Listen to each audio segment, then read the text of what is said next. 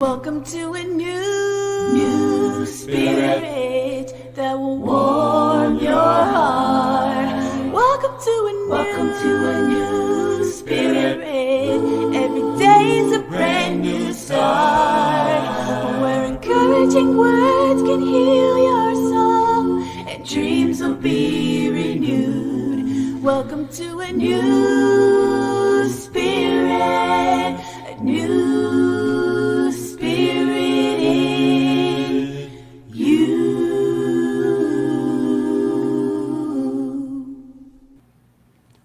I can't live if living is without you.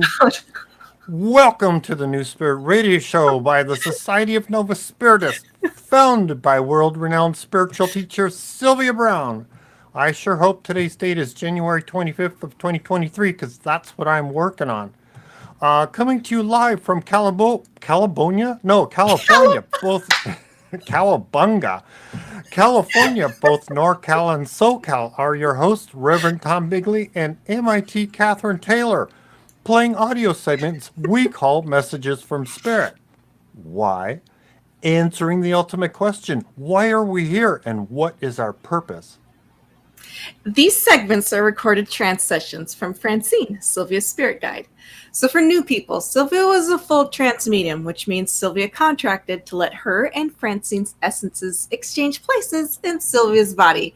And we think of our bodies being similar to a car, where one driver gets out and another driver gets in. This allowed Francine to share spiritual knowledge with us directly from the other side.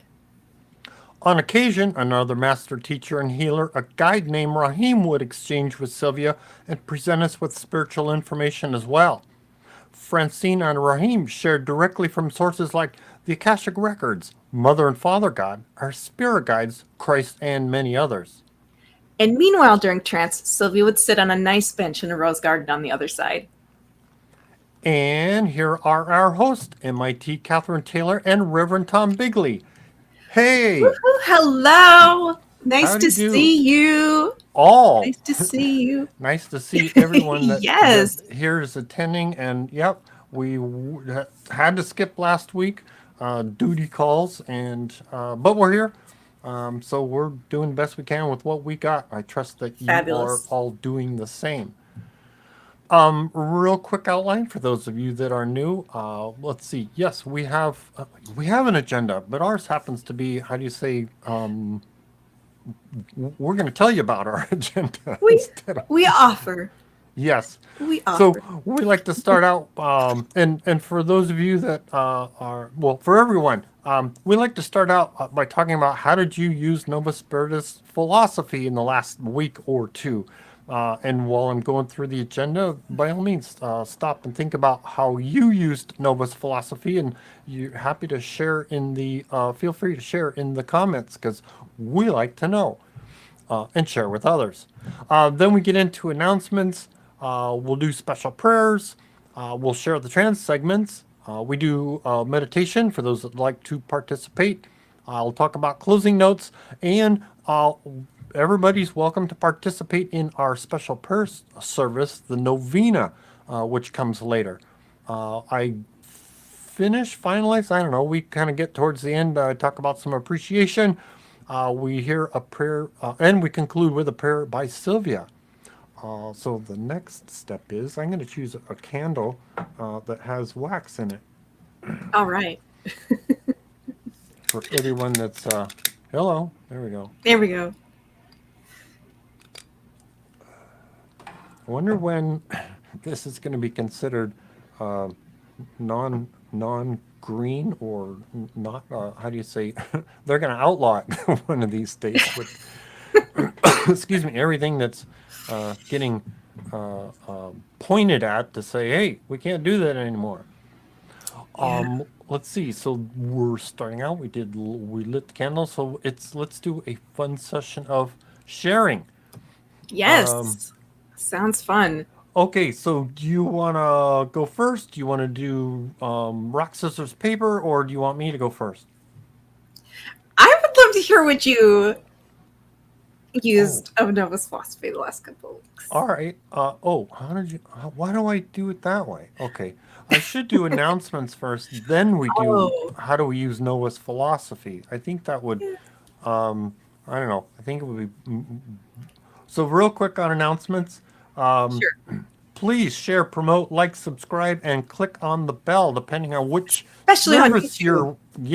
The more subscribers we get in, we can then post notes to say, hey, we will or won't be here, instead of you guys sitting and waiting until 6 p.m. Pacific time to say, are they going to be there? Are they going to be there?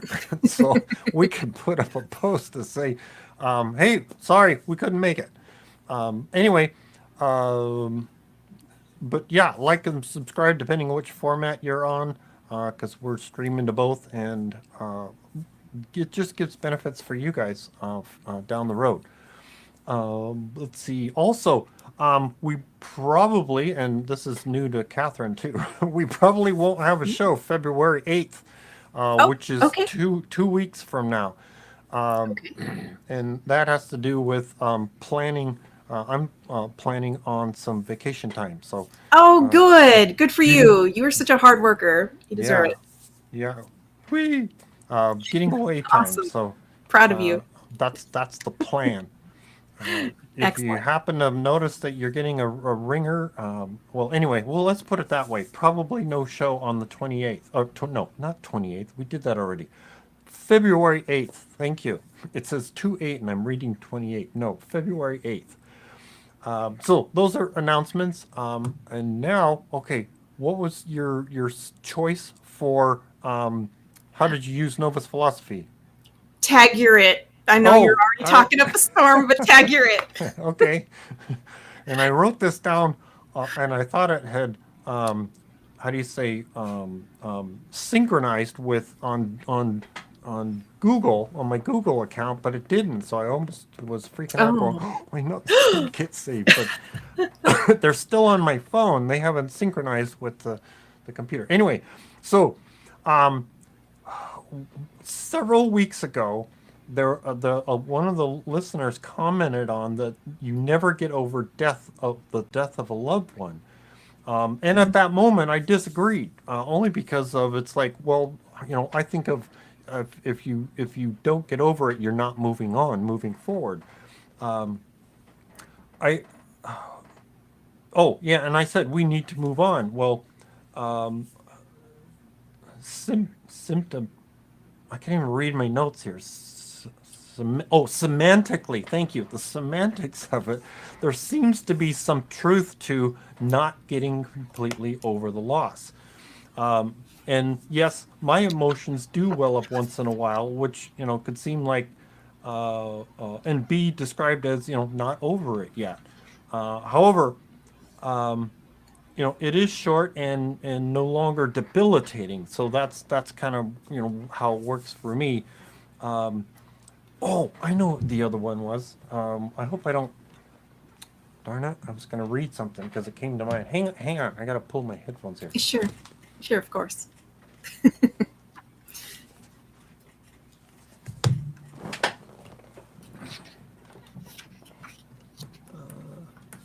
I go? And in the meantime, while Tom does that, I would like to say hello to some of the people in our chat. Sorry. I see you're okay. You're okay. Hello, Suzette. Nice to see you. Aaron, we've missed you. Welcome back. I'm glad that you do have a day off. Melissa, high five, my girl. Naomi, nice to see you. Miss LJ, always wonderful. Kristen, aloha to you. Thomas, cool to see you again. Narcissa, haven't seen you in a bit. It's awesome to see you. And I'm excited that you're here. I think this is MITN, who's studying to be administrative training. She's in my class together. Yeah, fun. So yeah, that's super cool. High five.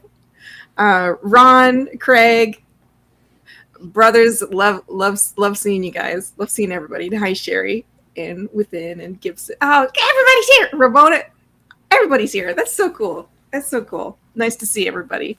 Fun.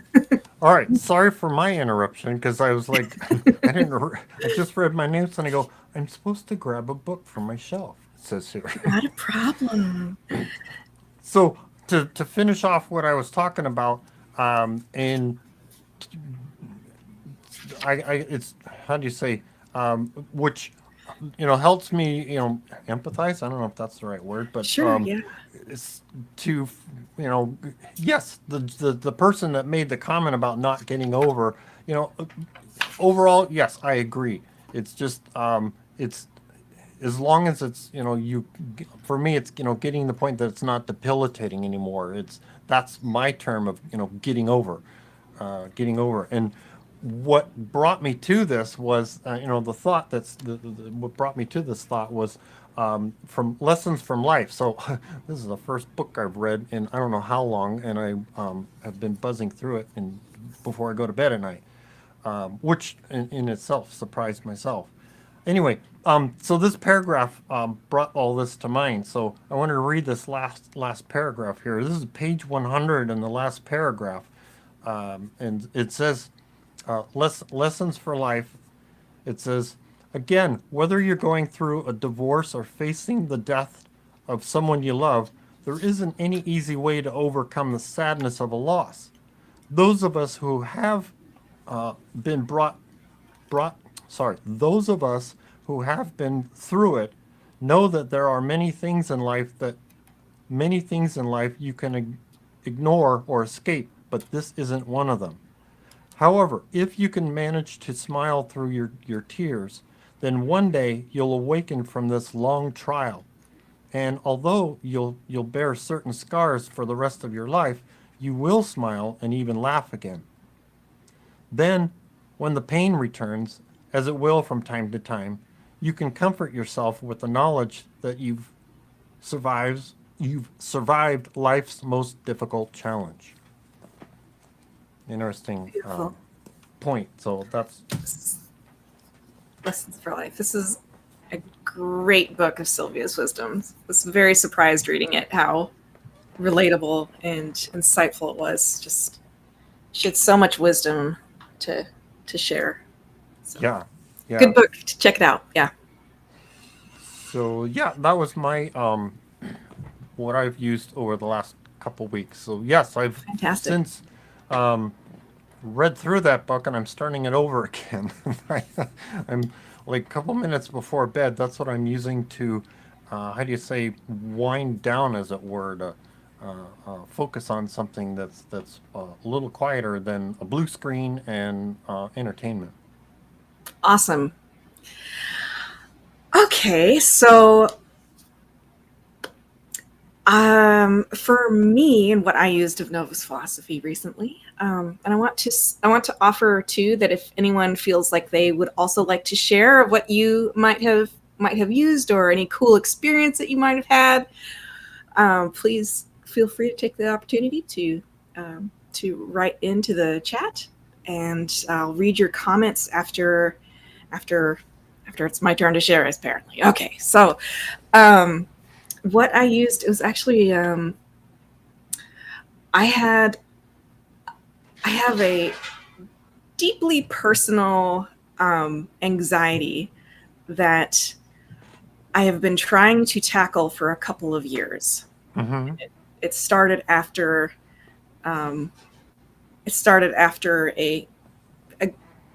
after grief, basically. So about 2-3 years ago, one of my dear friends passed away, and she is like, I see her sometimes in my mind's eye. She is wonderful and happy. I'm very happy for her, very proud of her for her graduating. Okay, that's good. But after that, just like the sequence of events that happened in life was very, very challenging. And so I ended up with this anxiety that was really, really, really difficult for me to tackle. And I just keep running into like wall after wall. And it's very personal, very, very intractable. And even going through therapy and just thinking of everything, like, God help me, like, get rid of this. Let me, get over this. It just wasn't getting anywhere. And then a couple of weeks ago, I was saying a prayer, and I was like, Asna, you know what? I think I'm ready to. I think I'm ready for like anything that's going to give me some healing with this. It needs to go. We need to get this out of here, man. But I felt myself like approaching a space of being able to let go. And so it reminded me of something Francine has said in the past, where she said that if you find yourself in a place where things are not moving, just chill. Like, just chill. Not her words exactly. She didn't say the word chill, but that's my takeaway. It's just like, just let life pull you. And so that was the attitude that I took with this. And so I was like, I'm just going to sit with this and, you know, see what happens. And then I naturally arrived at a place where I was like, Asna, you know what? I think I'm ready. Like, if you can send me some help. And then I swear to God, the next day I had a conversation with somebody that finally gave me like the starting place of what to do next. And so much of that anxiety has healed over the last 2 weeks. And I thought that it was an intractable issue.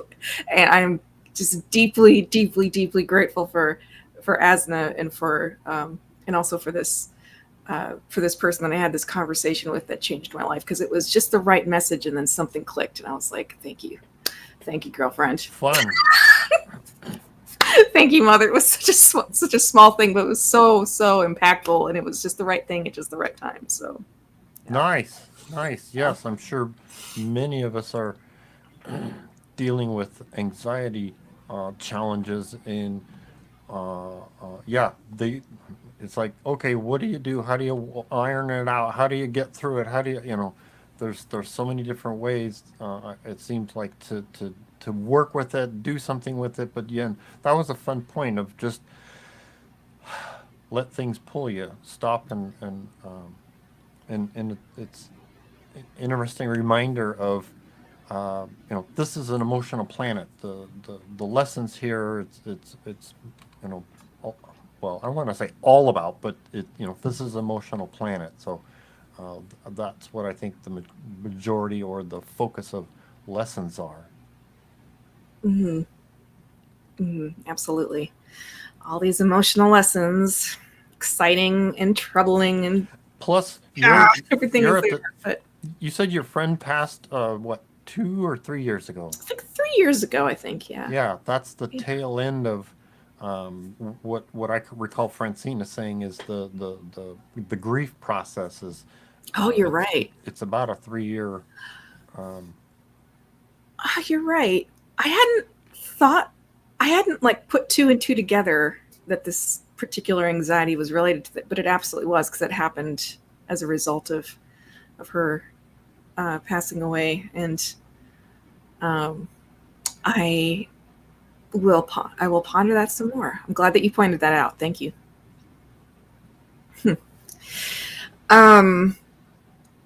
Okay, so I'd love to read some comments. Cool. All right. Aaron says, Rosie must be looking forward to vacation. Yes. Yes. Awesome.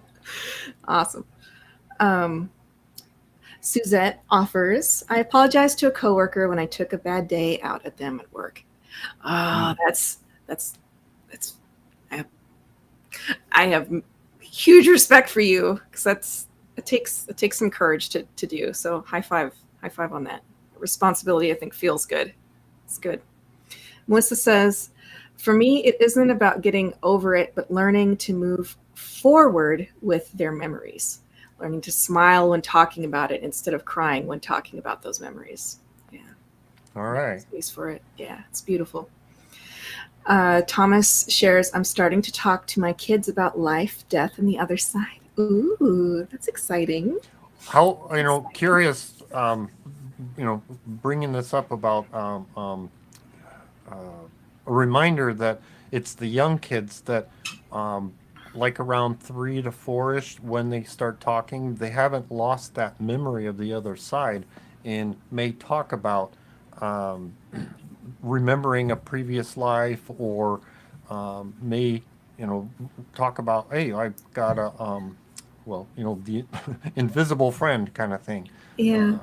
Could be their guide and stuff. So those are always fun to hear, and it was just a fun reminder that curious well, one, because I don't know how old the kids are. They could be Yeah. teenagers for all I know. So, but younger kids still have that, and they haven't.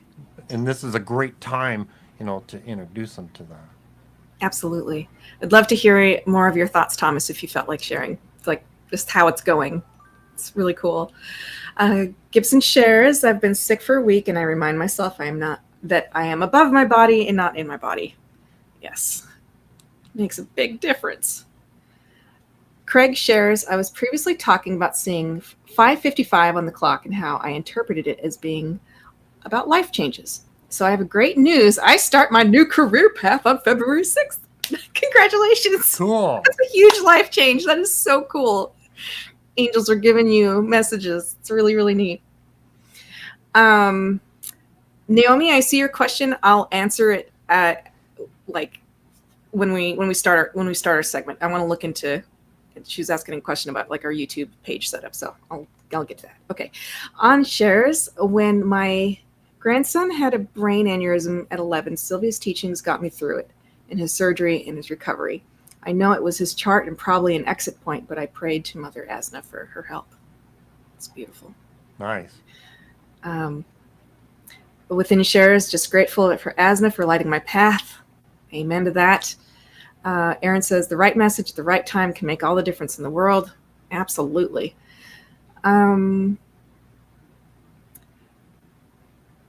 Narcissa shares, my brother needs to go to an assisted living facility, and we are in need of a Medicaid waiver to help with this for asking for prayers. I'll definitely keep you in your brother in our prayers. Absolutely.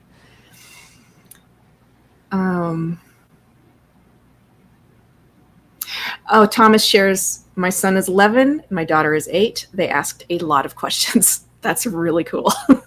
Really cool. Miss LJ says, I was extremely stressed today. I prayed to Father God and I'm now coloring, and I have a candle lit. That's fabulous. Enjoy. Good. Email us your coloring if you feel like it. Take a picture and email us your coloring. We'd love to see it. Thank you, everybody, for your comments, and we'll keep reading them as we go. Okie dokie. Where is my... We did that. Oh, so let's take a moment, and we're going to put special prayers out. We're going to say include everybody in special prayers, whether you've posted on the prayer chain on the website or you've got comments, past, present, or future. We're all just going to, we're all going to visualize that we're helping somebody in some way. And we're going to ask the archetypes, archangels, Mother God to please get that energy out where it needs to go to get that help, and have things fall or fit into place, and of course for the greater good. So let's take a moment of silence, and we're going to say, help us out, please.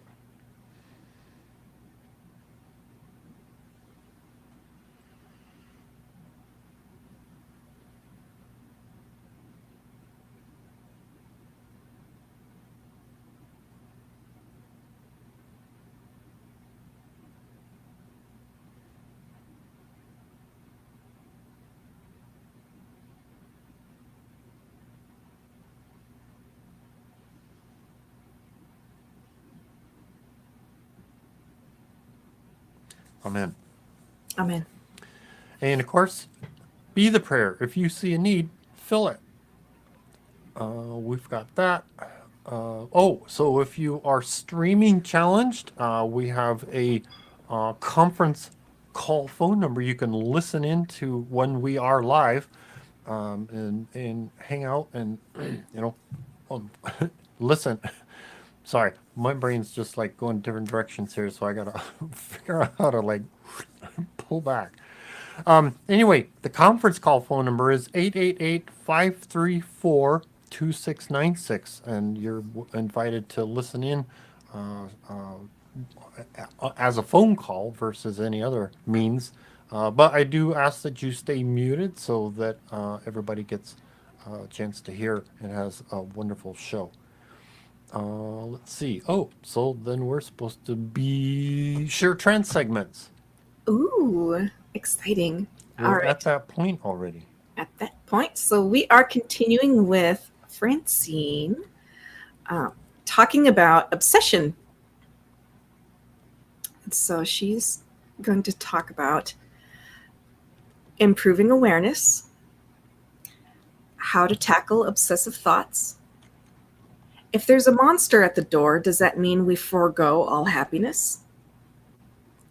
The physiology of what fear does to our cells. You can beat your genetics. And all the time we've wasted being afraid.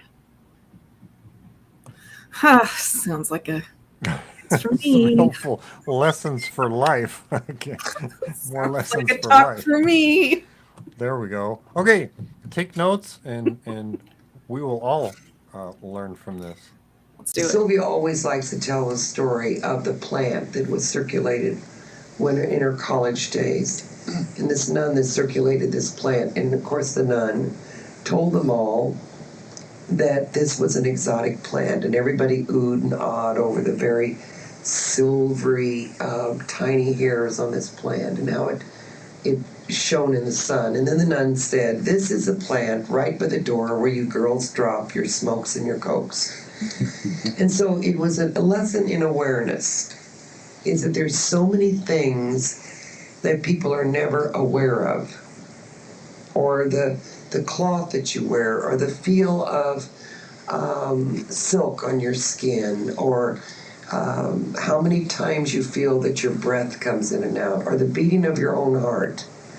Those are the simpler things that you must get back to, or the taste of things. And if you constantly are auditing and commanding your mind to look for those wondrous and simplistic things, you're going to find out that you begin to peel the neurosis away from you.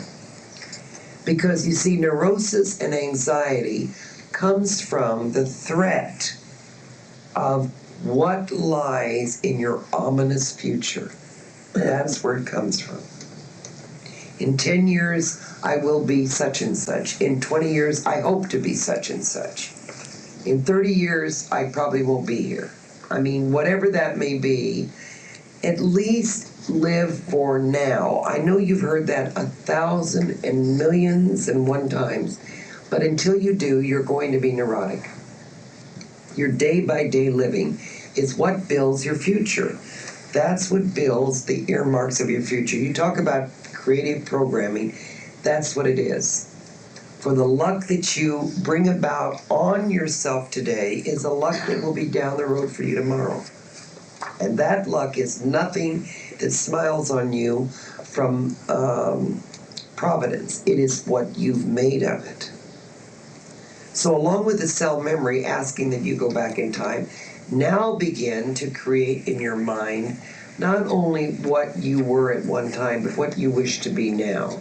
So if that life was cut off, let's say a Victorian life in which you may have had that was simplistic, lovely, quiet, beautiful, then carry it from that point on.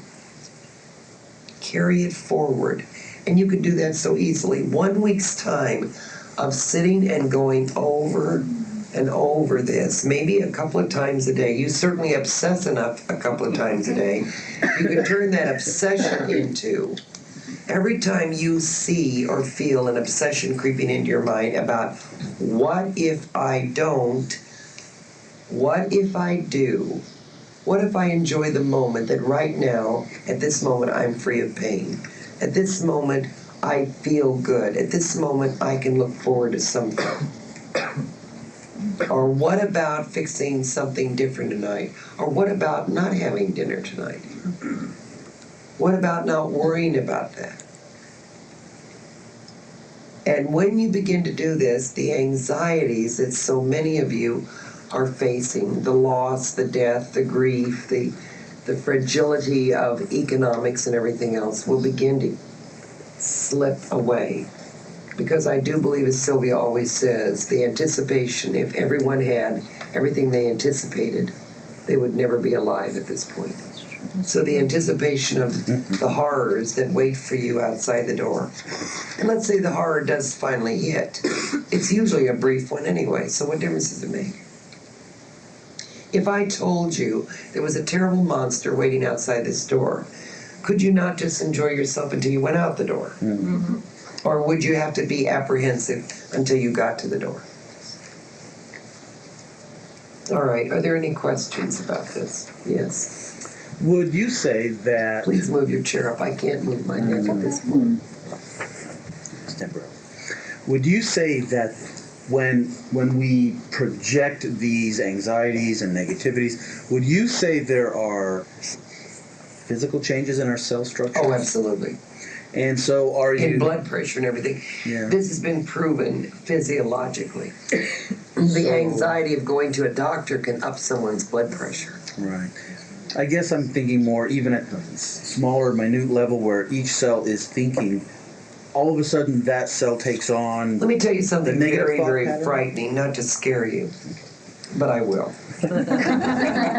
Is that when you are in a state of fear, we actually see the cells in your material brain literally in a state of frantic screaming.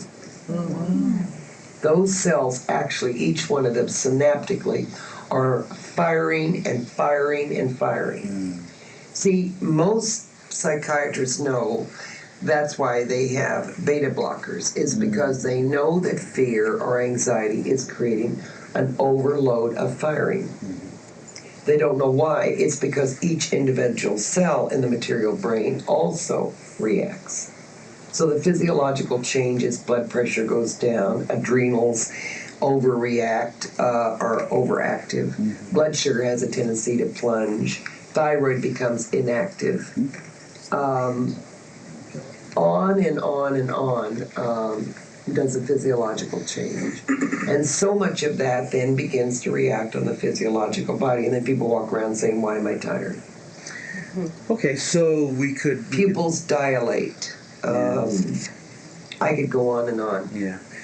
So when we manage to project tranquil thoughts and serenity, that's when the brain, instead of firing neurotransmitters, releases like endorphins, which are calmatives. Then. That's right. Exactly right. Yeah, it creates a calming. That's why hypnosis is good. That's why meditation is good, because it sets off a quiet, quieter endorphin. Not exactly the one that causes the love endorphin, because that's the skyrocketing one. But eventually, with practice, you can set this off.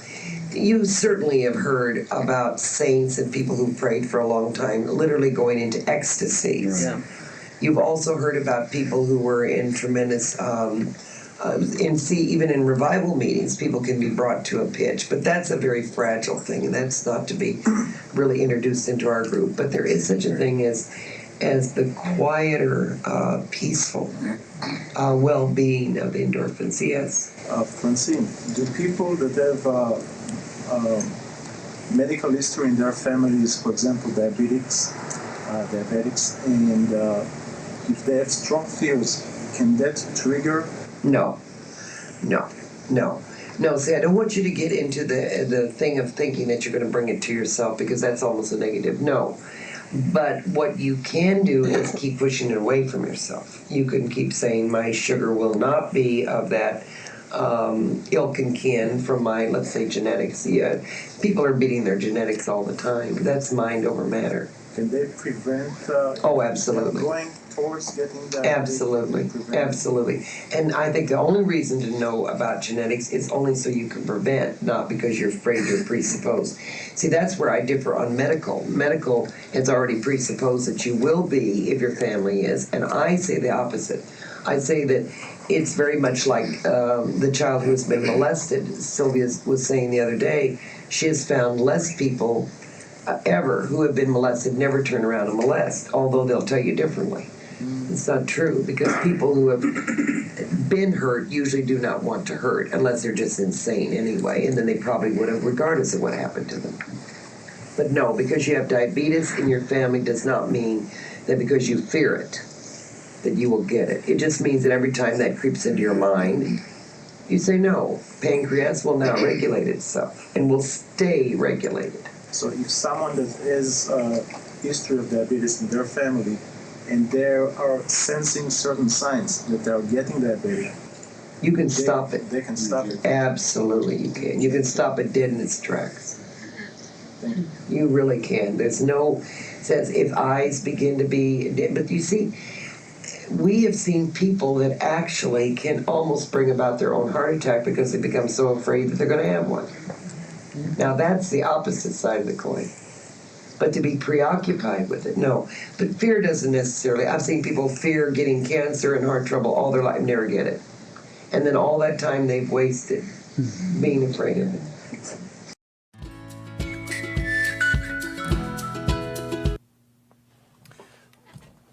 Back to the, I think this is a favorite famous phrase. Thoughts are things. Thoughts are things, yes. Absolutely, that is a famous phrase. Favorite famous phrase. There you go. It took me a minute to remember the order. Slow. Yeah.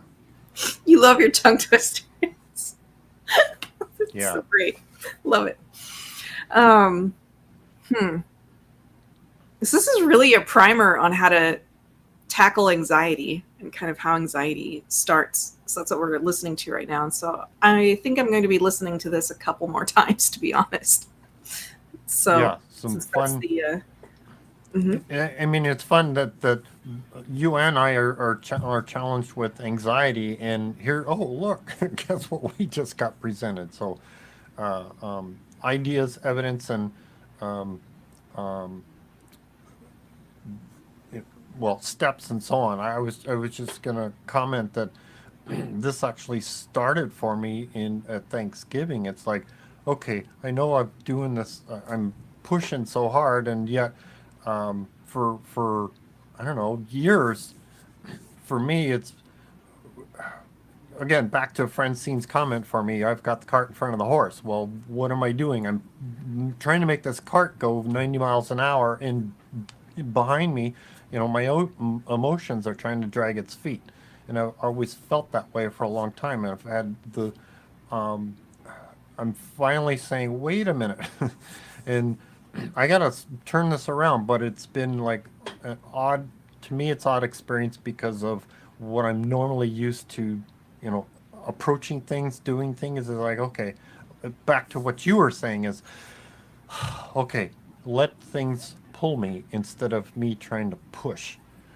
And that's been a challenge for me to say, okay, because for me personally, I've recognized I've just, my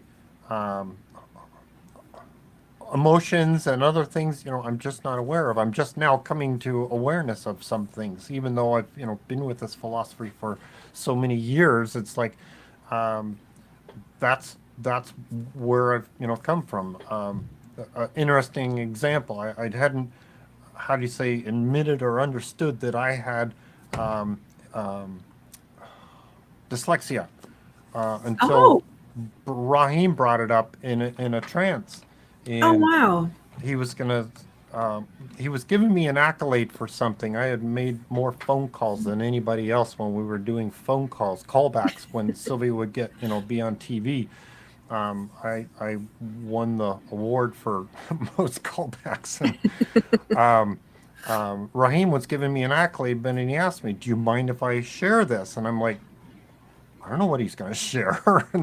But he brought up the point of, I said, yeah, I don't mind. I don't know what you're going to, I didn't say, but I knew, I didn't know what he was going to share, but I told him, yeah, I don't mind you sharing. And he was talking about dyslexia. And I was like, interesting. Oh, and, because there's many things, it's just how I grew up, I don't want to say how I was raised, it's how I grew up. There's many things that I've just ignored, not aware of, and it's just, that's how I've been. And so I've been kicking and fighting and scratching to get past, get through, get on, move on. And I can remember when I was very challenged with public speaking, and over time it's like, okay, baby step progressions that I've noticed. And but it's like getting to that how do you say, the base cause, as it were. It kind of goes back for me, and these are things that accumulate for anybody over time, clues and things that help take you to the next step, or it help you advance. Is I was reminded of my spirit guides. How do you say? I think of it as funny now. One of the first meditations I had of meeting my spirit guide was a cowl hooded figure in front of me, that all of a sudden it was just a skeleton, a skull inside. So it was, and I didn't think anything of it. Didn't scare me. I didn't think anything of. Oh, okay, that's an interesting message. Okay, and yet the minister at the time, I was not a minister at the time, but a minister, Novus minister at the time, was kind of like, what the heck is that? So, Sylvia, that person had taken me over to Sylvia to say, what is this? To ask Sylvia. And she's like, oh, it just means to get to the bare bones of things. The bare That bones. was my spirit guide. So, yes, my spirit guide does come not as a so funny. cowled dark figure. Think of it as the monks from like the Robin Hood Symbolism. era. Wearing the robe with the hood on it, and the skull. Simplistic spirituality. Exactly, it's get to the bare bones of things. So, and that's what I've been. How do you say? Needing, as it were, as you work on with yourself. What is it? What's this anxiety? How do I deal with? How do I get through this? Get around and get rid of it. And needing at it. Well, it's it's something that's been a core issue, and how do I, yes, I'm struggling, challenging with how do I get to the core of it, to get rid of it. And yeah, it's kind of back to sometimes it's for right now, this is the down period. This time of year seems to be the downtime for me, and so things kind of accumulated, and I said, okay, it's scary, but I gotta stop and let go. And anyway, so I hope that gives some people some idea of processes and steps, and seeking out your truth, seeking out your next steps. How do you advance your spirituality? What are these lessons that we talk about in our lifetime? Yes, I think that is such a beautiful way that your spirit guide presented that. It's like to get to the bare bones of something, and that falls exactly in line with what Francine is saying here too, which is that we have to get into this mindset of being more present and being able to focus actively on what is happening right here, right now. And that could be doing a mindfulness like starting to do some mindfulness exercises, like what is my hand feeling?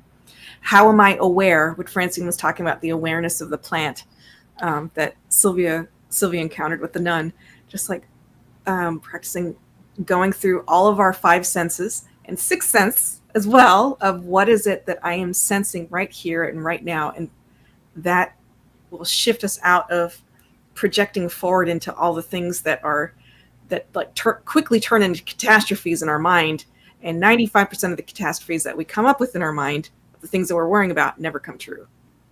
So like, oh, what if I don't make this bill on time? Or what if I do this? What if I do this? Like 95% of it doesn't come true. So it just gives us permission to just take a breath and be able to be in the here and now and focus on the things that are giving us joy. Yeah. A couple comments. Aaron says dyslexia is very hard. Congrats, Tom. Yeah. So what's I've noticed some of the tools I've used. Thank you for the accolade. I was surprised how easy it was to read this book, because I have avoided books for quite a bit of time. I used to have a tool that I no longer have access to that would highlight. It would I'd put it in a PDF file, and it would highlight the paragraph and then highlight the word, and that helped really Wow. It's called Kurzweil. It is a tool, but you gotta pay for it. Anyway, I used to have access to it, but Adobe Acrobat has a feature in it if you're using a browser. So this is a tip for those that are dyslexic. Sorry, I'm segueing here. Anyway, what's helped me is if you've got Acrobat that will allow you to open up a PDF file in a browser window. What is it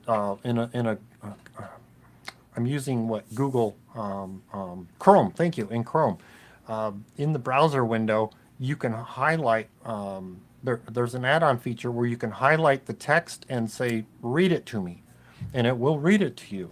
And that's been very helpful. So it's like highlighting the paragraph that I want to read, and I can easily follow along. And it's been helpful exercise. And so now I'm like feel better about grabbing a book, and it's easier to read. That's great. I couldn't tell you have dyslexia. You read that so beautifully. So yeah, thank you. I did stumble, but that's hey, that's I get excited and anxious, and it's like then it's the challenge to read. I stumble too. It's good. It's good. Some more comments. Michelle says, I have stress-triggered skin issues. Does Francine or Rahim have any recommendations? So some things off the top of my head that they have mentioned in the past that you could look up. First of all, we always recommend Journey of Souls Topic 3. So they look like one of these books. Yeah, here it is. Yeah, Tools for Protection. So this has tons of health information as well. One thing I remember Rahim saying in a trance is that aloe vera can be helpful, as well as baking soda baths, as well as getting more oil in your diet. So if you notice that you get like patches of dry skin, more oil in the diet of any sort of oil, like fish oil, olive oil, drizzling over salad. That was something that he recommended. So so he did have a lot of recommendations for different types of skin issues. Another thing that they flagged is that dairy can cause skin issues for some people. So you might want to investigate to see if you have like a food allergy to something, and just fingers crossed for you. Yeah, yes, you have some. Yeah, I have another one. please. And sorry, we're having fun. It's not to minimize your. I'm sure that's a challenging like anxiety, and then it causes like irritations and so on. Yeah. Ask your guide to direct you. Body verbiage. So ask your guide for clues, guide you to clues, but think about body verbiage. So meditate on body verbiage. This person gets under my skin. Exactly. Who or what is getting under your skin? Getting under my skin. What's irritating you that's not being that you're not conscious of, that you're needing to like get through or deal with, or so bug your guide about helping you figure out what that give you clues so that you can take those steps and find out what that is. Mm-hmm. Oh, I remember Francine mentioning one other thing. She said that the tendency, like if people tend to get like fungal skin infections, she says that usually happens to people who are more spiritual, because they are like literally releasing negativity out, and it's like on the outermost layer, and so it affects people's skin more. I was like, oh, that's so interesting. So I just thought I'd pass that on. Best of luck. I'll keep you in my prayers for healing. That sounds super annoying and stressful. Skin issues.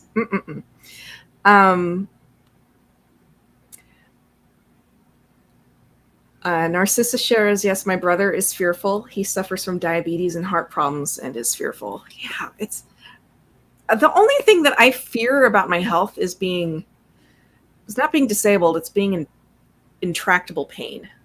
That's the only thing that I fear. Like anything else, I'm like, I'll deal with it. It's like annoyances, but that's the only thing that that I find myself fearing. So that's just me. I've been through it with endometriosis in the past, and so no, thank you.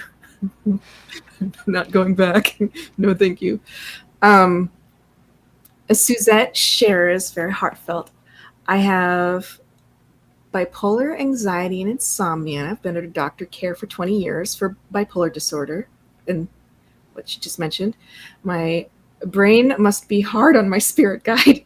It takes thought to be positive, but I pray and talk to my spirit guide. That's wonderful.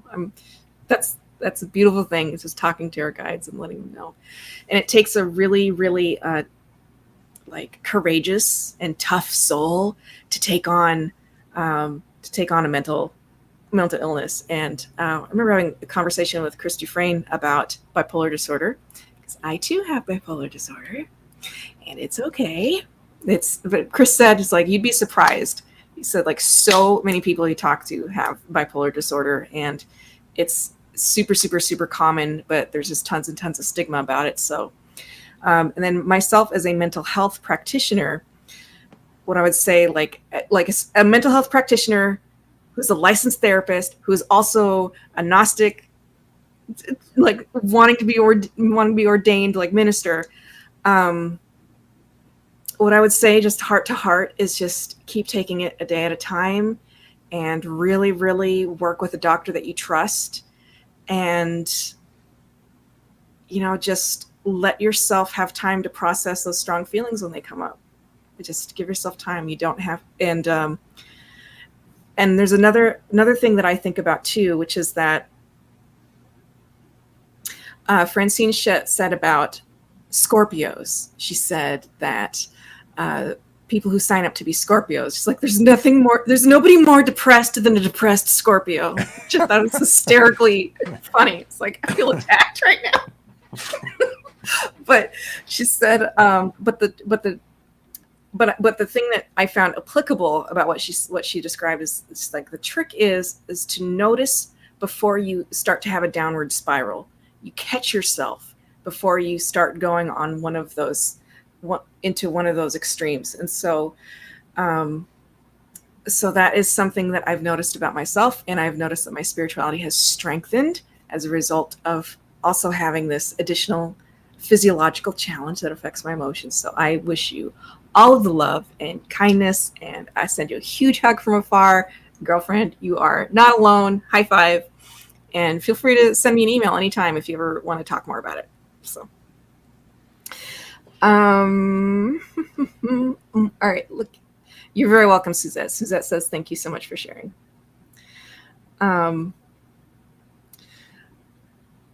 Let's see here. Let me read 3 other comments.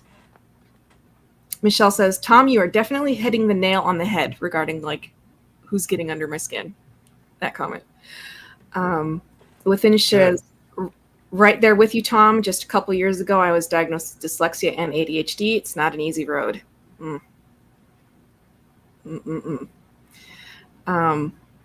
Melissa shares, I have lived in a cage of fear, and when things are not balanced for me, I get weird. Okay. So it's fear, but fear makes us crazy. Like, I remember Raheem Francine, one of them was talking about this spiral of like, how do people get from being like in a normal place to like psychotic? And just like, it starts on like, you start having like this type of thought, then this type of thought, but it's fear-based, and like the fear gets worse, and it turns into anxiety, and that turns into paranoia, and then that turns into cascade. It's a cascade. So you have to, so this is a really, really good talk that we're having right now, to learn how to recognize those thoughts, build some meta awareness of those fearful thoughts, so we can start to say, no, I'm going to get control of these thoughts. Right. Take it back. And I'm going to be present. I'm going to love the people in my life. And that's what I'm going to focus on. Choose a different thought. As you said, recognize, oh, I'm going in this direction. I remember this. And you can say, that is not my truth. Eject. It's not my truth. Eject the tape. That's not my truth. Cancel. Exactly. Cancel that. And Cancel. Hey, you can say, stop. Stop it. Absolutely. Absolutely. It's not a, and I find myself sometimes I have to adjust my attitude about snapping my wrist. Some people will you can put a rubber band and just snap it, but it's like, it, I think I need to have a better mental attitude when I do that. It's not about stop it. It's about, okay, let's stop. Giving Hmm. myself that opportunity and a helpful reminder. Hey, we can't think that way. We have to adjust, and find different thought to work Hmm. on. And Change the that's, channel. yeah, that's part of the lesson. Um, a reminder of you. So dark entities, and I'm not talking about skin color. This is dark spirits. Evil people. Yes. We've heard the analogy. They sit up in the trees. They sit up in the trees as we go through our life. They sit up in the trees like um, guerrilla warfare, and they know because they've watched our auras change color to different things they've tried. Guess what? They're going to try this thought and see how well you spiral off and do your fall into negativity.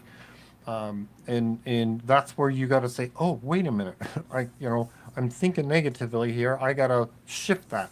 So it's back to they don't want to be around us. We ask them to come towards us, and Yeah. we got to do our best to one, yes, put up our spiritual protection.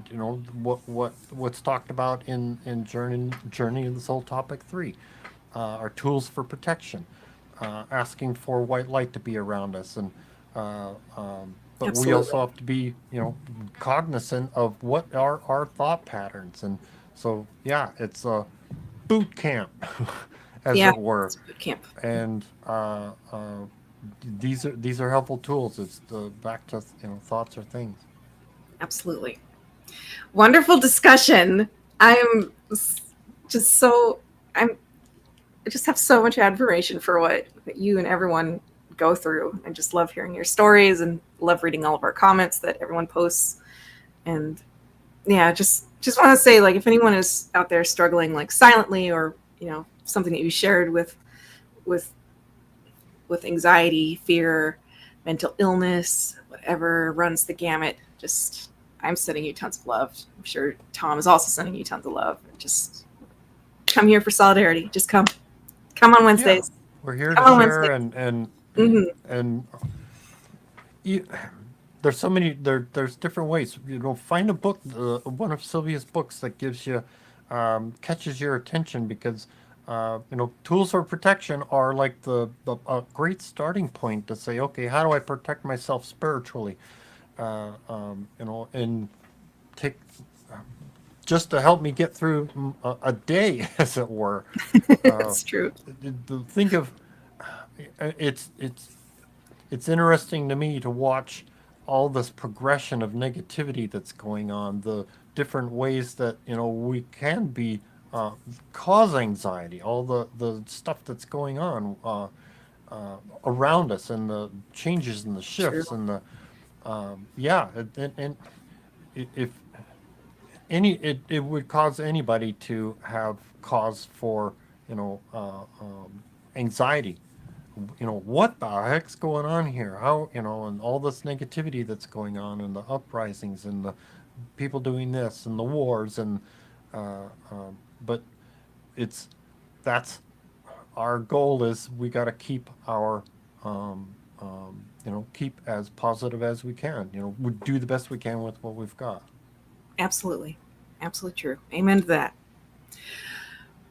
Well, do we feel ready for our next segment? I do. Okay, cool. Here we go. So, notes we have are: well-being happens when our focus turns from internal to external. It's toxic to say, I can't live without another human being. If you do put your heart and soul into something, then put it into a positive belief system. Some thoughts on borderline personality disorder. And gangs are about survival and never about building. That it? That's it. All right. Here we go. Enjoy. Here we go. take notes. Yes. Well, is it too simplistic to say that there's only two ways to act? You're either choosing to act out of fear or choosing to act out of love. Exactly. It's as simple as that. But then we have to define what love means to each individual person. You see, that's where it becomes complex. Yeah. And I wish it could be more simpler, that each one could love with their whole heart and soul the life that they're in now and what they're about, rather than worrying about if their hair looks screwy or their nose is too big or whatever, and just live it. Yeah. And not have so much internal focus as an outward focus. And that was what makes people healthy and well and strong of being. Yes. I found one beautiful touchstone. The touchstone is an old term that means that object gives to you serenity and peace. Absolutely. Anytime I need a quick hit and a quick fix, all I gotta do is think of Angelia. It's like you can feel a tangible wash come over. I can. A tangible release of anything heavy or dark. You cannot feel sad and think of that child. It's a wonderful tonic. Any time of the day. So find your own touchstone. Yeah, and that's a good thing. Whether it's a situation or a person or, like I said, a baby or a loved one or a face that you remember that had shining eyes or whatever it might be, that is your thing that you should use as your talisman or your amulet. See, that's how that all began in the first place. You can wear acidity bags around your neck. You can do all those crystal things that you want to do. But unless you put the right attribute to them, I think that's why Sylvia is not in favor of that. Unless the attribute is endowed with that, it's nothing more than an object hung around your neck. Yes. You used the phrase earlier, Francine, releasing a love endorphin. And it goes back to a meditation I did about 5 years ago. And I never realized until you just said that phrase that there is a difference in the power of those endorphins. Oh. Because when you release a love endorphin, you can have love feelings, but to release that endorphin, which I did at one time, it almost like you want to absorb things within you. Oh, yes. You can't love enough. That's right. That's right. And that's when you really begin to touch the heart of God. Yeah. Yes. It's like you tap into something that is infinite. Yes. Larger than yourself. Larger than yourself. And Yes. external. But you see now that's right. That's what I'm saying, external. You won't do it just staying internal. You cannot. There is no way. There is no trapdoor, easy way to do it. No magic carpet with just staying within yourself. Unless the knowledge that you have and the beauty that you have is given outward and for no ego thrust on your own part. It's like Just you to get give it. love. When you give love, you get it back. It's like the more you give, the more you get back. That's right. But never think about getting it back. See, there's where, yeah. It just comes back like Yeah. full circle. Yeah, full circle. But too many people have been trained that if I give you a present, I must No, not get one that. back. Not at all. No, because that's what's happening to your Christmas That's when you're time. keeping score, and that's not good. No, Is it the same feeling you get when you're on the other side of merging? exactly. Yeah. Exactly. Oh, God. Yes. It's an eternal feeling. Somebody else had their hand up. No. Well, the thing about it is, and then when you release this, and the only way you can release this too is not, and I know this is going to be strange, but don't be so attached not only to yourself, but to other living beings. You can be loving magnanimously, but to ever use the terms that I could not live my life without ... is a deadly place to be. It poisons you, it's toxic. Most people do not prefer to live without their loved ones, and the theme of that is nothing but grief. But to put all of your being into another human being until your identity is no more is a devastating thing. And that's what we're seeing with so many of people on this planet, is they're putting their heart and soul in. And not that you shouldn't, if you're going to put your heart and soul in something, put it into a belief, into God, because that's unfailing. Put it into the spirituality of that time, of what your belief system is. Otherwise, people will inadvertently, whether they mean to or not, hurt you. They can't help it. Yeah. You will hurt too, inadvertently. You will not mean to. It is the nature of the beast, as it is known. What we do not see on this side, but because of your survival instinctual patterns, you can't help but hurt. The motive is not there, but you hurt sometimes just by being. Yes. Plus, when a person says, I can't live without you or whatever like that, you're putting a terrible responsibility Oh, it's an emotional on that other blackmail. person. Yes. And that they feeling, oh my gosh, if I die, if I'm not there, that it's a horrible gonna thing. Just curl up and die without Yes, me, and yes. it's a terrible responsibility. But that's also what is known in psychiatry as a borderline personality. Yes. That's what's causing a lot of teenage suicides. Absolutely. That's right. Yes. They're not mature enough. That's right. And their gangs are becoming out of control. There's no end. You see, every man has to have cause and effect. Whatever is the causal condition must have an effect. And what's happening with the gangs, there's no effect. In other words, the cause is there and it keeps on rolling, but there's no culmination. What's the end result of a gang? It's constantly be surviving and killing. That's what animals do. There's nothing to build on. There's nothing to look forward to, except what's the next excitement on the street. Now, there's nothing that gets more blasé than a human being about excitement. Nothing. They can go to a fair one time and they're excited. They go a second time, they're blasé. That's the human being. And your society, unfortunately, is becoming more and more blasé because of simple things in life, like growing a flower or a potato or looking at a bird or sewing or doing whatever you might do. It's gone. The simplistic way of making things or doing things or having some kind of joy of doing a job well done. It's not there anymore. It's I will go and do my job and get a paycheck and then survive for another month. That's what it's become. And it's a sad, sad state of affairs. Because if all this were wiped away, transiently it will be anyway. This building that stands today will not be standing another 50 years. Because, you see, even though you know that you have a transientness, your permanency is too strong still.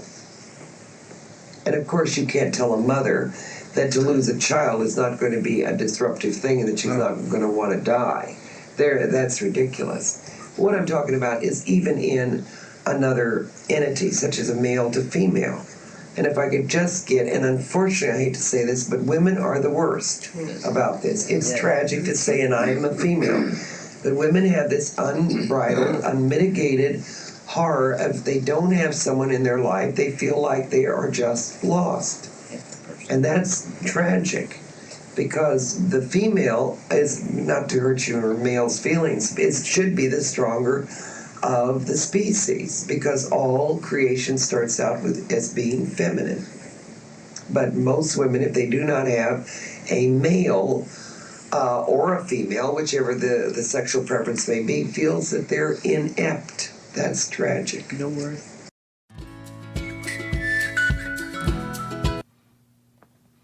Which, getting back to the Sylvia and Chris's most asked question, where's Mr. Right or Mrs. Right? I need a soulmate. I need my soulmate, and to me that's similar to insecurity, self-insecurity. In the best way is, the best thing for you is to come as a whole person and add to someone else. Combine yourselves. Makes for the best. I think make the best relationships. Yeah, I thought this was really insightful because I know that when I was I consider myself a really strong, tough person. I've lived a lot of tough, experiences, and yet at the same time, when I was younger and just a child, a girl, I was I felt like I felt like what she's talking about right here about women being very fragile, like I can't live without this other person. I felt like I was in that pattern, and for what she's saying right now is like, you know, this happened because of societal conditioning over time, and so it makes a lot of sense because I, you know, just reflecting back on my favorite Disney movies, even as a child watching their favorite Disney movie, if that Disney movie is like a girl doesn't have her voice, but she loves this boy and the boy isn't noticing her. And so like, in order to get the love, like she, like the Little Mermaid, right? And just a lot of these plots are that little girls have from just like those old Disney movies. I think Pixar is a lot better, but like the old Disney movies are just like atrocious. It's absolutely atrocious in conditioning us as like girls and young women, that we have to have a boy to have worth and spiritual worth. And when something that really changed the narrative in my mind for me was when I heard somebody say, like, you're not choosing a perfect man, you're not choosing a Prince Charming, you're choosing like who's going to be a good daddy someday to your children. And I was like, oh man, suddenly this is an entirely different set of criteria, because now it's like instead of it being about like having like complete like emotional safety with another person, like, and just being completely at ease, it's like, wait a second, no, are you responsible as another partner? Is this partner responsible for their own actions towards like children? So it was just a different, very, very different mindset. And that's what shifted a lot of things for me. I don't. Yes. My thoughts. Yeah. It's, well, let's see, as you express that the idea, Prince Charming, it's like, what are you doing? He's going to be my savior. Exactly. Yeah. I don't have to do anything. Then I don't have to do anything. Exactly. It's the same thing as a guru. You're right. You're allowing someone else to be responsible. Right. And that's not healthy. We need to be responsible for ourselves. And yes, that was a fun point. Is that other person a responsible person? Prince Charming, whoever you call Prince Charming, are they a responsible person? So Prince Charming isn't always a responsible person. Not always. And then after that, I was like, I'm not choosing anyone who's charming. No. My husband, I adore him. He is Chris Dufresne had an amazing description for my husband, and I was like, that's 10/10 accurate. It's like, what you see is what you get, and I love that so much. He is so reliable and so dependable, and he's a rock. I adore him. It's like he would be a fabulous daddy. It's like, check. There you go. Check that box. Fun. Check that box. Anyway. Just to read a few comments, I suppose, here. Aaron shares exactly a good dad, not necessarily a Prince Charming. Ironic. Yeah, it is a little ironic. Gibson says, when I was 4, all my Barbies had jobs. That's awesome. It's hysterical. I love it. It's hysterical. She's pulling in that strong energy from past lives and like the people around you. That's fabulous. I love it. Melissa says, I don't look for a soulmate. I found someone who holds me up in bad times and works through problems when they come up. That's fabulous. And then there's this huge discussion over here on YouTube about adult coloring books. And so I wanted to share something that I colored once. I spent a lot of time coloring this. Wow. I know. So what am I missing out on? You say there's a discussion about coloring books or adult? Yeah, everyone's talking about adult coloring books on YouTube. Wow. Wait a minute. Now, is that so? When I think of the term adult something, that usually entails like nudity or something. So, are they talking about coloring it's- books it's for like- adults to color things, as in Yeah, like- older people to color things. Like, I mean, Like that. Oh, this okay. is this isn't a. So it's just peacocks. Oh, I see. Here, let's see if I can get No, close to the yeah, section. that's too close. That's too close. Yeah. Oh, Right there. here we go. So That I is really cute. love That- mandalas. So I always buy like coloring books, mandalas, and then I draw my own mandalas. That's my particular hobby, I suppose. We'll see. That's a I good love time for circles. quieting. Time for Mm-hmm. for quiet and yeah. So, But for me, that's like what? That's like too boring for me. So I'm like, I'm You not gotta find knocking something it for you because of the mental I understand the mental do benefit like of it. woodworking or something. No, I'd rather, if I had my druthers, I'd be like welding stuff together, building things, Ooh. hammer, nails, wood, and Mhm. constructing something. It'd be my Craftsmanship. preference to, yeah. Fabulous. Well, want to see more? Because I know that you've shared some things that you've built in the past, so you should share more. Just saying. Well, yeah, it's like it's hard for me to allow myself to squeeze in time for that. Sure. One of my recent fun projects was a quick throw it together, and it took me a while to design it. Anyway, like office partitions, the cloth and the metal frame. You got cloth, and you divide up an office space. Well, at our office, we had these two leftover partition walls. They were like 5 foot high by like 4 feet wide, 4 feet wide.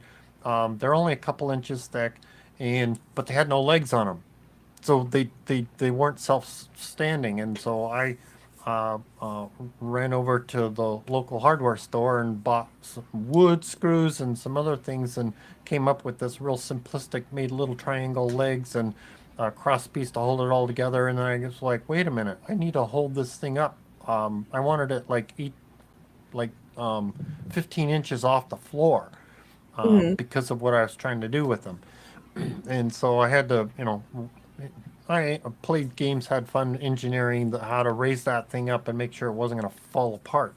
And but I wanted it super simple and quick to go together. So that's when it was one of my fun. Cool. Very, very cool. Let's see, did I? Yeah. Anyway, I read my comments. Any other fun? Yes, we've got some funny comments. So, Gibson says about the Barbies, what can Ken bring to the party that wasn't already there? Very So good. sassy. They're so sassy.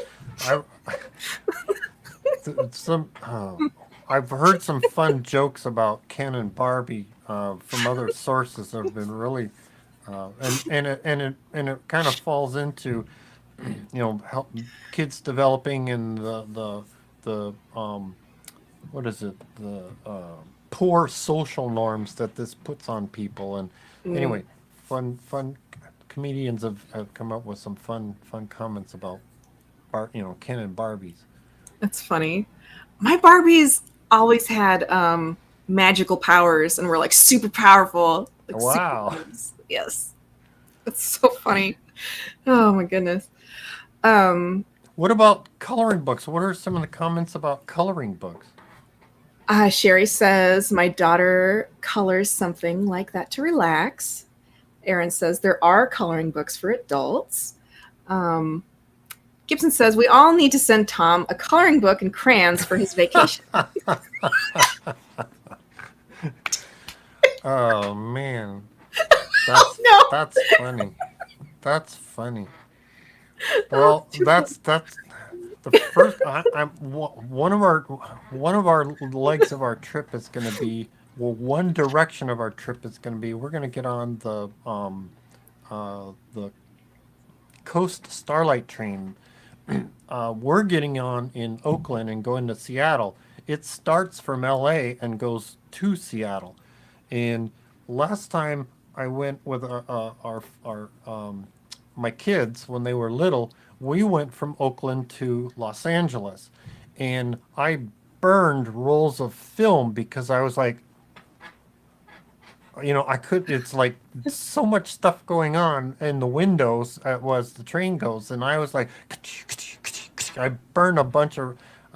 I wish I had a digital camera at the time, but man, I had like wiped out all our film on the first couple hours of the ride. Like, wow, wow, wow. Anyway, so I don't know if I would get a chance to stop and use the coloring book because my face is going to be in the window. That's great. I love But it. it would be, yes, I Experiencing. appreciate the gesture of the coloring book. So, yeah, mainly because Too now that I funny. think about it,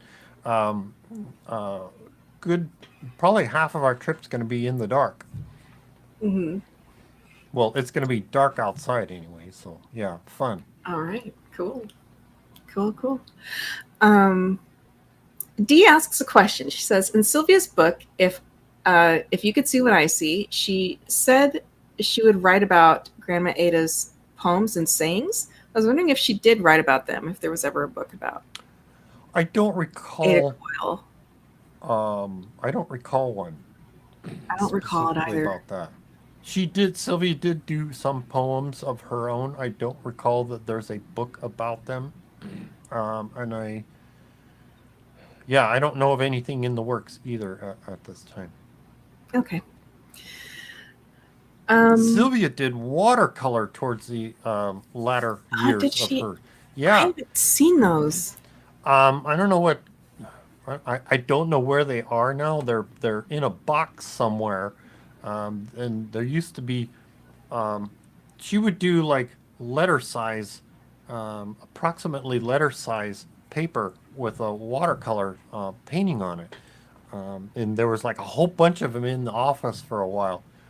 Oh, wow. Some hung up in the office, so they're hiding somewhere. I'd love to see them. Too cool.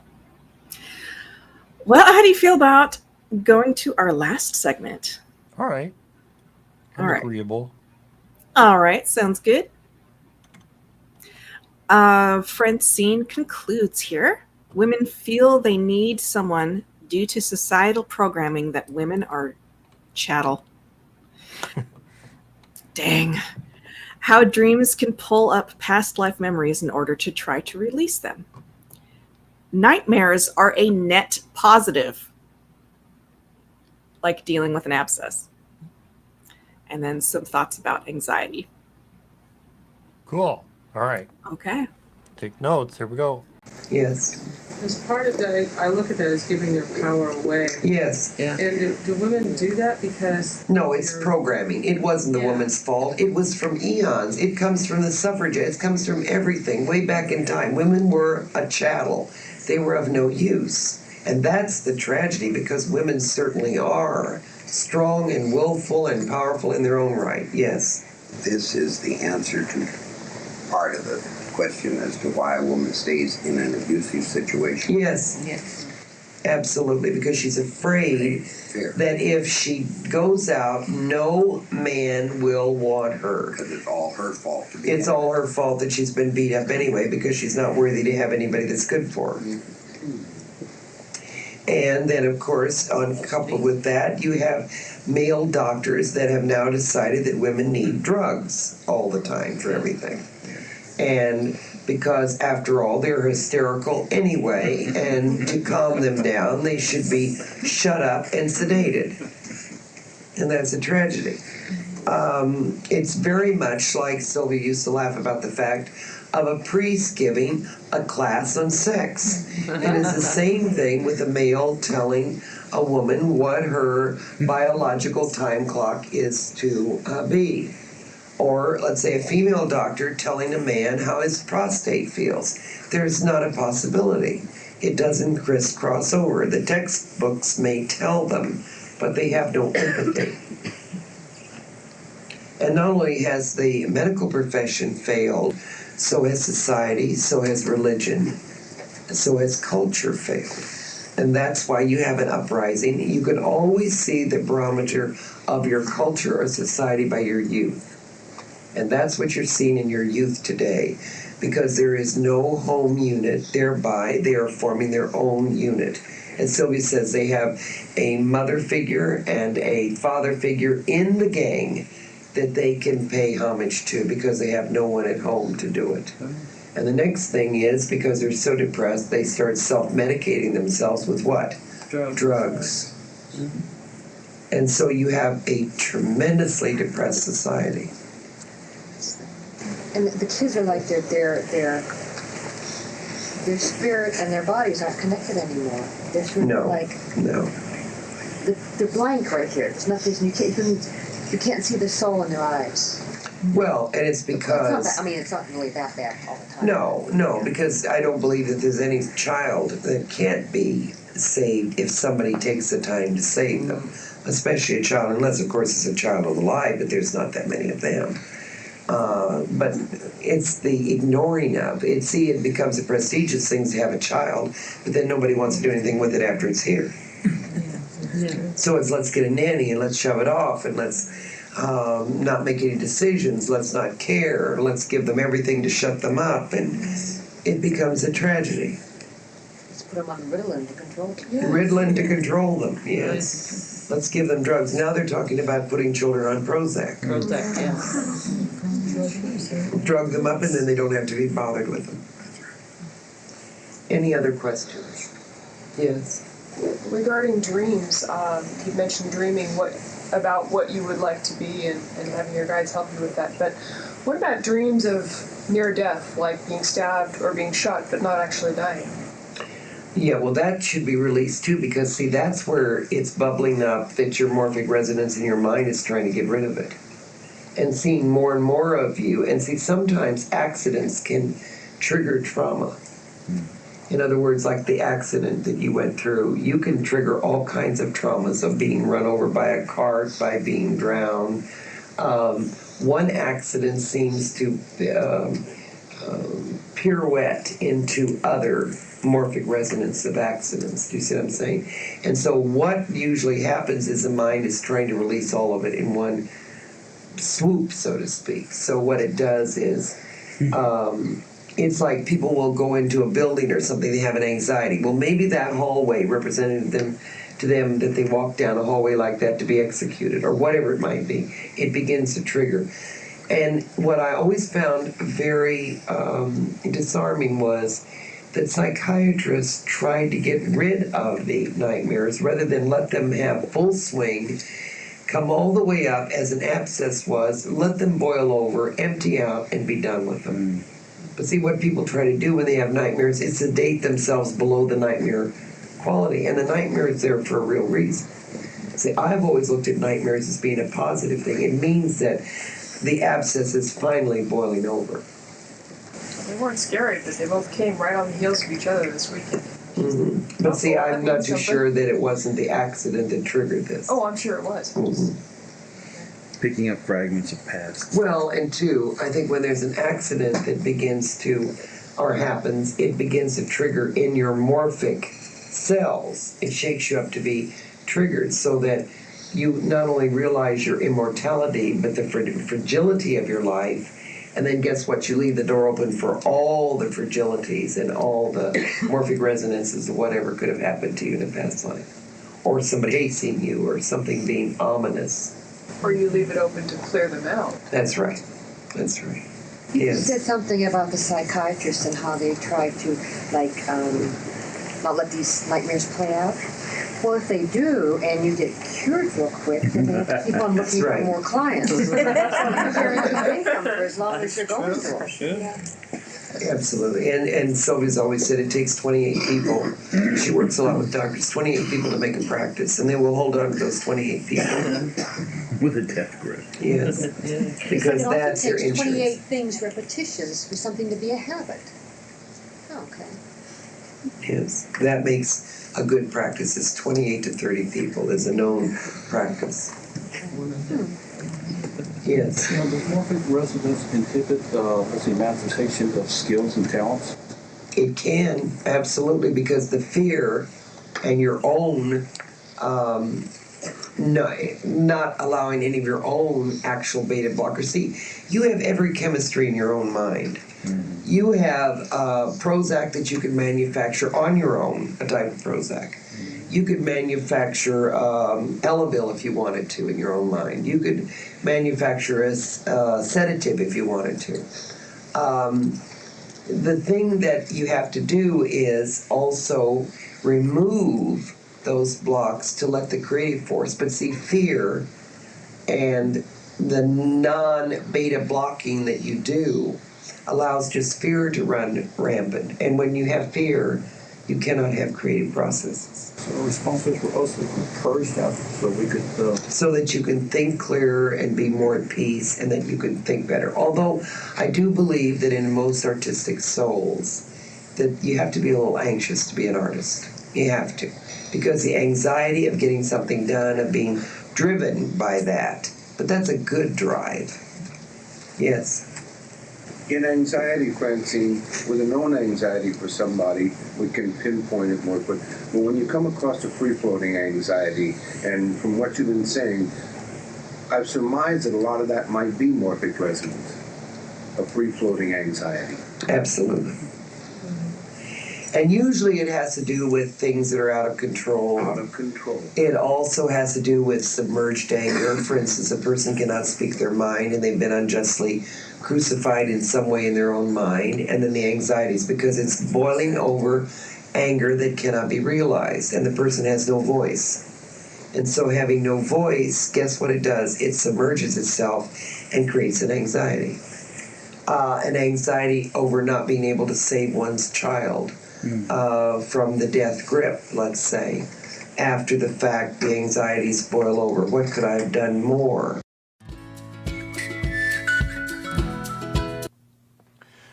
I was trying to think of, I had forgotten what free-floating anxiety was, and I wanted to clarify for those about morphic resonance. What is that? So, and Francine, I think, just clarified free-floating anxieties are things that you're anxious, you have anxiety, but you don't know why. At least that's the way I understood her talking about it. Did that sound similar for you? That sounded similar, yeah. And some fun tools and ideas on how to step through that. Now, if you understand morphic resonance, great. But when she was talking about it, I thought, oh, I wonder if everybody understands what Francine was what is morphic resonance? What is she saying? And it goes back to past lives, the traumas, the heartache, the unresolved emotional issues that you died with from previous lives. They come back. They're there, and what is morphic resonance is you get into a situation in this lifetime that triggers a recall of the past experience that you had. If it's unresolved, if it's if it needs how do you say, healing, as it were, and she was talking about how dreams are one way of allowing those to bubble up. And it's like pull the scab off and let it heal, as it were, and instead of taking drugs to clamp it down and sequester it, is letting it out. So if you're some kind of out of nowhere, reading Sylvia's book about past life and future healings, I think it is. You can identify some of those, and what might be strange is when all of a sudden at a particular age you get anxiety or something, you have a fear of doing something. That's very possible that you had something from a previous life that's unresolved. Yeah, I thought that was really interesting how she explained it. And she said, that if you go through an experience, it's like the fear of that experience. So like, ooh, I am reminded of the fragility of my body. I'm reminded of the feeling of being intimidated by walking down a hallway to go to something scary on the other side. So yeah, it makes sense. So then she says, like, now suddenly you're dreaming about every single thing that is related to that, where you might have had a similar recall in a past life. So for those, really interesting explanation. Fun. And yes, you can ask your guide for guidance of, hey, how do I release this? How do I resolve this? And meditation, yes, dreams, ask for it to be released in your dreams so that it can heal. So, don't be surprised when your dreams may be, talk about past lives, past time. When your dreams, all of a sudden you're in this like ancient times and something traumatic happens. It's like, well, it's possible that that's what you're experiencing is a past life recall. Interesting. Good discussion tonight. Yeah. Any comments or? Yes, people are still talking about coloring books, but have moved on to Legos and sewing machines and quilting and all sorts of crafting. So I'm so excited for everyone in our YouTube chat who is having a blast thinking of all the different ways that they can have a joyful, present activity to start disrupting those anxiety things. Yep. Please, when you do crafts, send us an email with pictures so we can look and celebrate the beautiful things that you're creating. And some folks are also talking about how they have like notebooks of just positive stories and positive quotes and sayings. And I think that's really wonderful. It reminds me of your collection of famous phrases. Yes. Be very intentional about that. That's what you're seeing at the on the ticker on the video. That's true. So down at the bottom, the ticker tape. Those are Tom's collections of his digital notebook of sayings. It's awesome.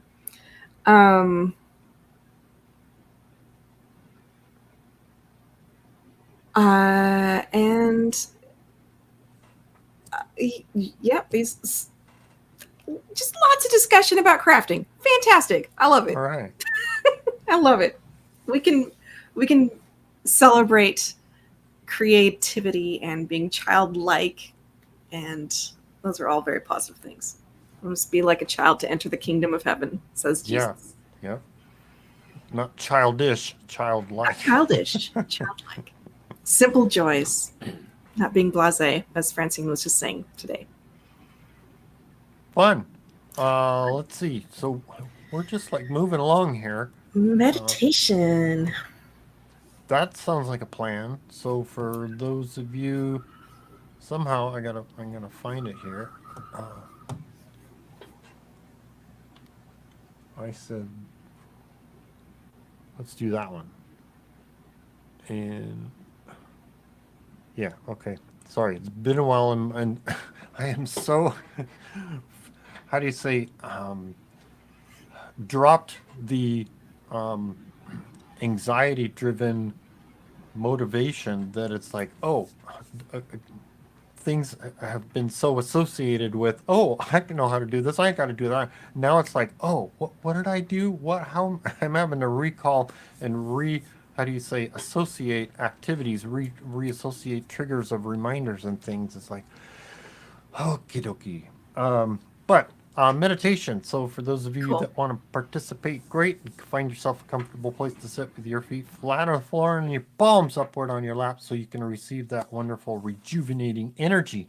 For those of you that need to pay attention to what you're doing, don't pay attention to us, but by all means come back and listen to these wonderful meditations in the on-demand when it's appropriate.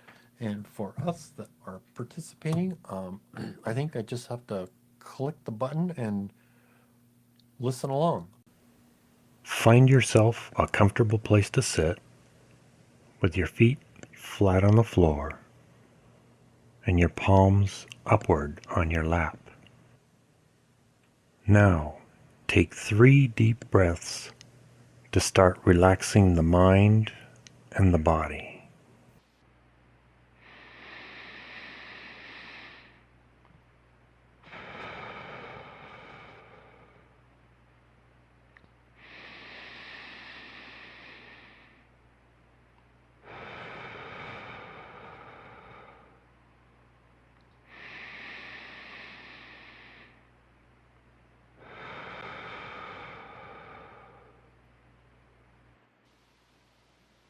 Now, close your eyes when you are ready.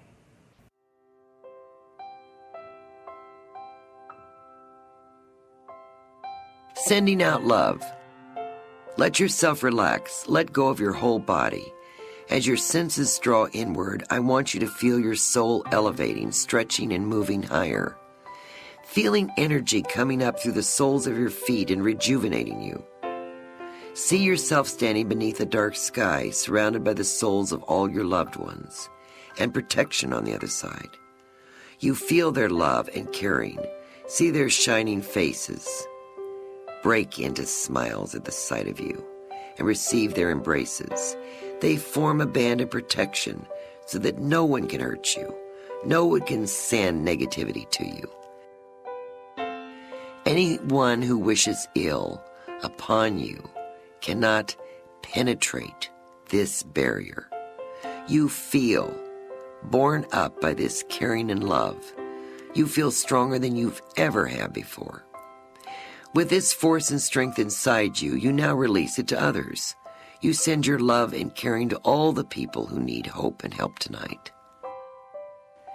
As I tell my people, send out your love, and in some dark corner of the world, someone will catch that love from the spark of your candle, although they may not know it. As we light our candles together, we create a light so large that it can purify the whole world, wherever we may go. Feel this force of love and healing pulse through your body. You are receiving love and sending it out. Feel the pulse travel through you. See the healing occur. Now bring yourself all the way up, and this week go out and do something selfless each day. Let your actions do well as your spirit heals others. God love you. I do.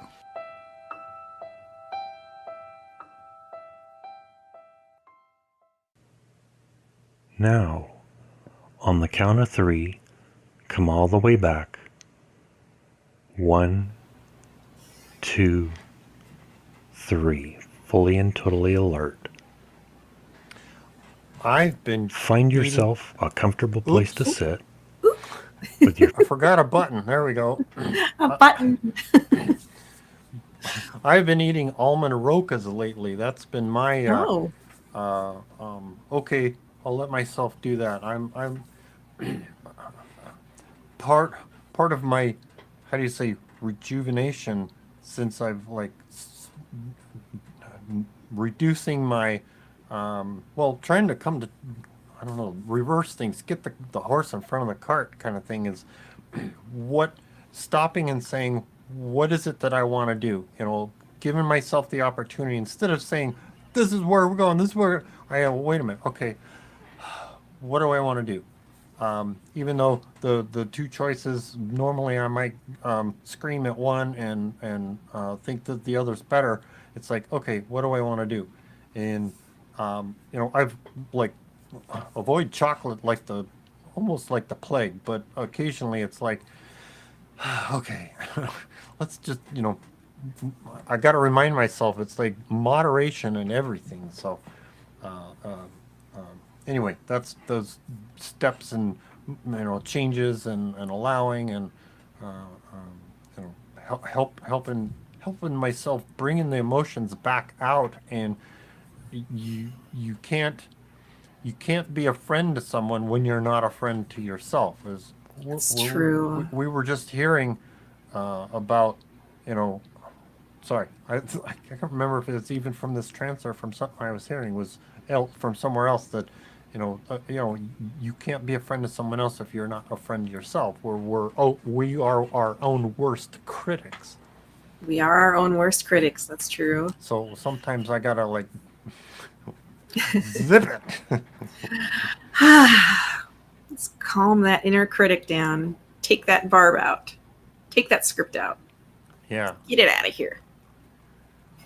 Well, let's see. So we are getting into this. If you have any questions about what we shared, feel free to post in chat or email us questions to kat@novus.org. That's KAT. Or tom@novus.org. And of course, we appreciate listeners, both live and on demand. Show your appreciation for New Spirit Radio by sharing, promoting, and liking, like I had asked earlier. Check out our websites, novus.org, sylviabrowne.com, chrisrightnow.com. Oh, Facebook, yes, we have Society of Novus Spiritus, Sylvia Browne Group, and so New Spirit Radio Show, I put that one on hold. I didn't delete it. I put it on hold. But there are study groups that you can participate in, Novus study groups. Yes, we're on YouTube, Society of Novus Spiritus, and Chris has his channel, Psychic Awareness. Let's see, if you want to donate something and get something in return, I think that's how I usually say it. Yeah, donate and get something in return. Start a study group. You can check out our website and learn more about it and how to get started. But if you wanted to get something and donate, that's no longer possible by the end of February. You heard. February, Amazon is stopping their Amazon Smile. Crazy. Yeah. So it's not just us, it's for everybody. Everybody. So Amazon Smile is going away by the end of February. However, you can check out our church services on Facebook and YouTube. And if you want to participate in a special Zoom service, put your email into the website, novus.org, and you'll get an invitation to Reverend Ellen Schloss's special Zoom service. Or you may be even invited to their live Facebook session because they're doing live in-person Sunday services in Las Vegas. You can even go there too. Now's the time for the special prayer ceremony that I had spoken about and how that works for new people. We're going to say this phrase together at the same time. It doesn't matter where you are, whether it's live or not. We're going to say this phrase together, and I'll lead you with it. We're going to say it 3 times, and the phrase is, I am God. I am part of God. I am God. All things are possible because I am God. And we're going to say that together 3 times. And then after each group, I'll tell you what to stop and ask for. So visualize we're all together holding hands in a large room. We're all making this huge circle. Sometimes our meditations talk about how we're like pearls around Asna's neck as a necklace around her, adorning her. Well, we're holding hands together in a large room, and we're all putting this energy together and asking together and talking about this together. So here we go. I am God. I am part of God. I am God. All things are possible because I am God. I am God. I am part of God. I am God. All things are possible because I am God. I am God. I am part of God. I am God. All things are possible because I am God. Now, ask for things for yourself.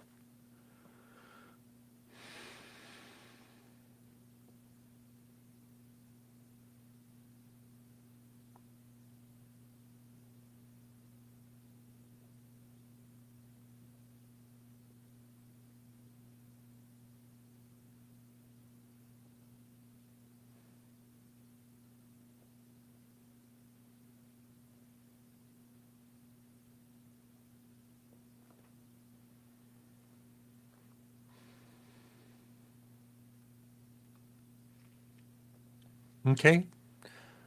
Next one. I am God. I am part of God. I am God.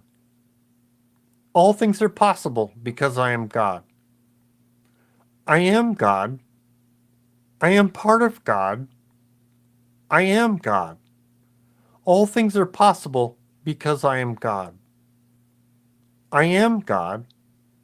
I am part of God. I am God. All things are possible because I am God. Was that 3? Well, anyway. Now ask for things for others.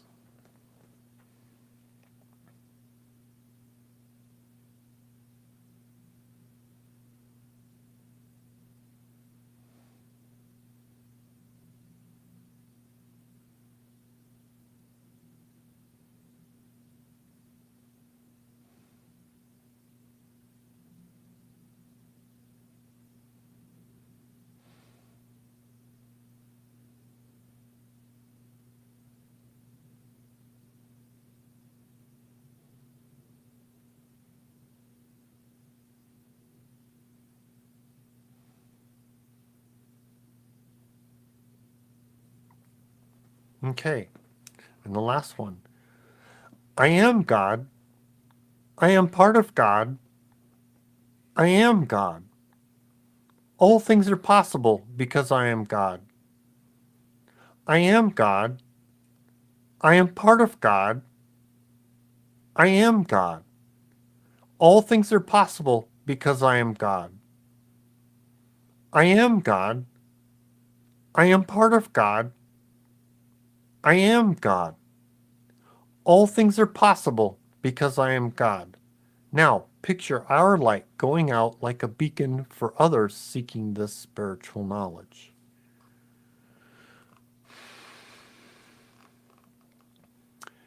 And of course, think of something to be appreciative of. What are you appreciative of this week? And in the meantime, show your appreciation to Francine and Rahim for researching all of this wonderful knowledge. And of course, Sylvia for coming to this insane asylum of the universe to start this movement and for showing us how to get some peace of mind and grace while we're here. And Asna for helping and protecting us, and of course, Father God for providing the most prestigious school for us to experience, learn, and satisfy our unique spark of curiosity. Thank Bob Engel for some of the audio help and graphics, and Sammy and Javon for the wonderful intro-outro music. For the show, writing, setup, hosting is MIT Catherine Taylor. Editing, technical direction, and hosting is Reverend Tom Bigley. And now, a prayer by Sylvia. Oh, there we go. Okay.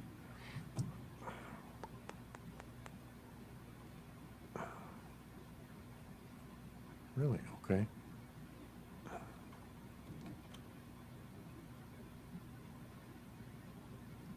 Here we go. Wedding prayer. Love is God's complete triangle, welding both souls to the glory of them. Love is and should be the outward manifestation of God's goodness, shining through the union of two people. Love cannot grow in quiet darkness, nor survive in too much brilliant light. It cannot survive in silence or in screams. Love must be tempered and nurtured. It can never be watered with some tears as well as bloom with laughter. Stagnation kills love, leaving it devoid of attention. Growing love, here's where you can insert the names. And in this love, you will shine for each other and become a beacon of light for others. Love is forever giving, forever comforting, never self-centered in motive. Is truly a complete triangle with God as its apex. Also insert names. We here are aware of your love and know that no matter what desert or valley you encounter, you will see it through together. Let the love that shines for you both today blend with ours to keep it bright. For as long as love exists, then the essence of God exists within us. God bless you both.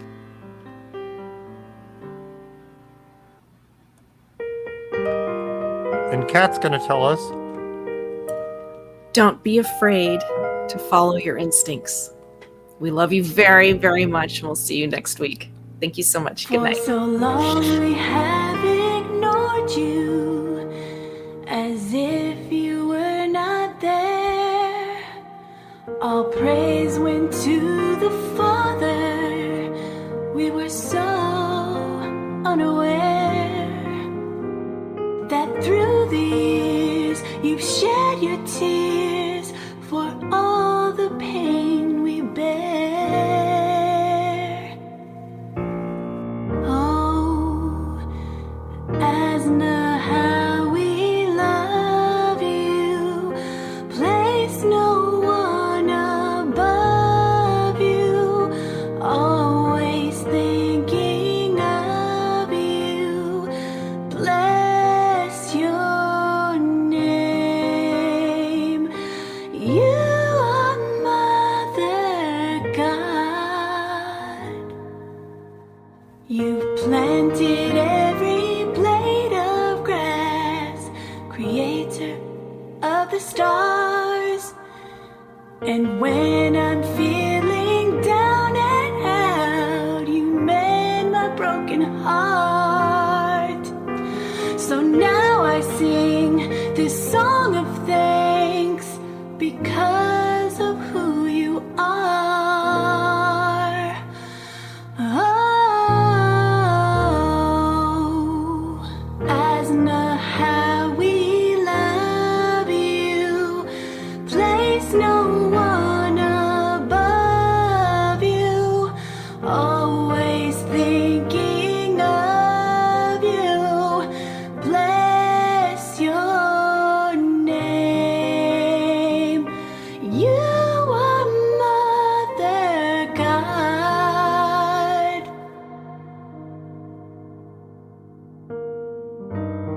You're more than a friend to me.